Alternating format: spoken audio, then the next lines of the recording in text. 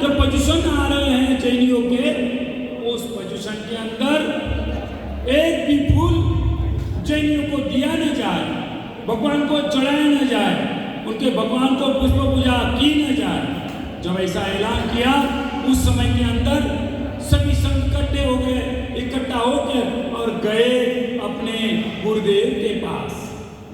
गुरुदेव को जाकर विनती की, हे गुरुदेव, ये क्या हुआ है ये राज्य में?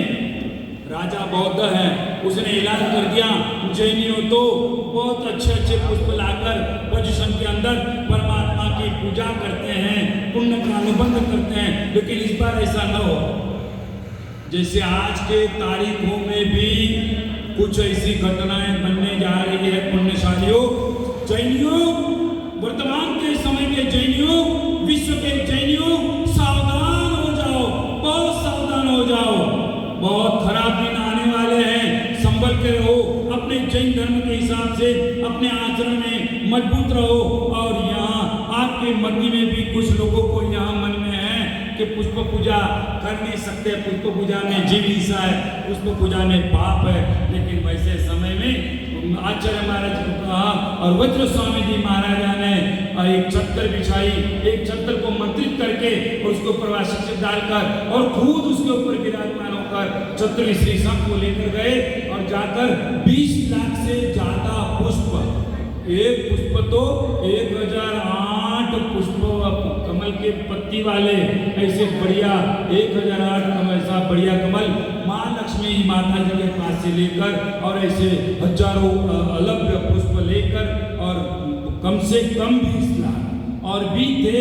पण आगम में पाठ आता है, कल्पसूत्र में पाठ आता है, कम से कम 20 लाख पुष्प लेकर वज्र स्वामी महाराज चतुर्थ श्री संघ के साथ आए और चारे बाजू जाओ जला लेकर दी। और सभी को पुष्प पूजा करने का कितना महत्व है, पुष्प पूजा का महत्व है। जैनियों समझिए, इस चीज को गौर से ध्यान रखिए।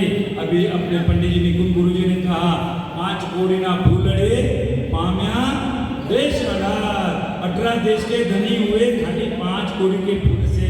वहाँ अपने कुमारपाल महाराजा हुए पुण्यशाली, एक एक फूल चढ़ाओ। नाग केतु की भी बात आती है तो ऐसे अद्भुत अद्भुत वृक्ष। अभी कर्नाटक के अंदर एक पुष्प खिला है और वहाँ 1008 पंखुड़ी वाला है। ऐसे अलग अलग ओंकार पुष्प, ओम के आकार का पुष्प, अलग अलग प्रकार के हम ले गए थे, अलग अलग प्रकार के पुष्प। पुण्यशाली आत्मन, अपन भी अपने पास भी 2 पुष्प है, आपके सबके पास 2 पुष्प है।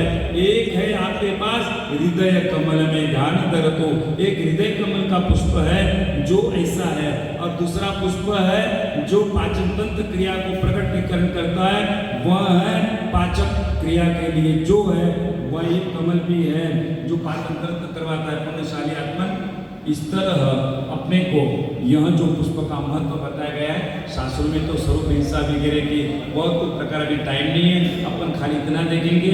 माँ पद्मावती को, माँ लक्ष्मी माता को और भी अनेक अनेक देव देवियों को सबसे ज्यादा से ज्यादा कोई प्रिय हो तो वह कमल है। और आज भी जो सरकार बैठी हुई है, नरेंद्र मोदी जी की सरकार है, आज भी उनका चिन्ह क्या है? कमल ही है। तो पुण्यशाली आत्मन, जैन इकट्ठा हो, जैन एक संघ हो, वोट तो अवश्य देना ही देना। और कहीं जैनों की अपनी नीचाजोनी न हो, ऐसे कोई भी कार्य अपने जैनों को नहीं करना है। और उसके लिए तो मैं तो क्या कहूँ, हमारे यहाँ जो अटल बिहारी वाजपेयी कहा जाते हैं, ऐसे मिनी अटल बिहारी वाजपेयी आए हुए हैं। राजस्थान के अंदर अभी जब गुरुदेव उदयपुर गए थे तब सरकार ने कायदा लेके आए थे कि हर जैन मंदिरों में, हर हिंदू मंदिरों के अंदर एक ट्रस्टी उनका हो, फिर वो मुस्लिम हो या क्रिश्चियन हो। हाँ, बड़ी बड़ी खराब परिस्थितियां आ रही है। पुण्यशाली, जो वैसा एक आ जाए तो एक वैसा अभी आ गया। आप जानते हो तिरुपति बालाजी के अंदर अभी लड्डू का प्रकरण चल रहा है, उसमें वहाँ के जो मुख्य है अधिकारी, मुख्य जो करने वाले मैनेजमेंट वाले हैं, वह भी क्रिश्चियन आए हुए हैं। और उन्होंने ये कायदा लिखा है शुद्ध घी नहीं वापरना है अपने को, मटन टेलो, सुअर की चर्बी वाला और मत्स्य की जो उनकी लिक्विड है उसका, वैसे ही इस तरह का वो लड्डू में विकसित होने जा रहा है। इसलिए कहता हूँ जैनियों सावधान हो जाओ। जागृत हो जाओ। और मैं कहता हूँ आपको इकट्ठा होना ही पड़ेगा, नहीं तो फिर हम सभी आचार्यों को आगे बढ़ना पड़ेगा।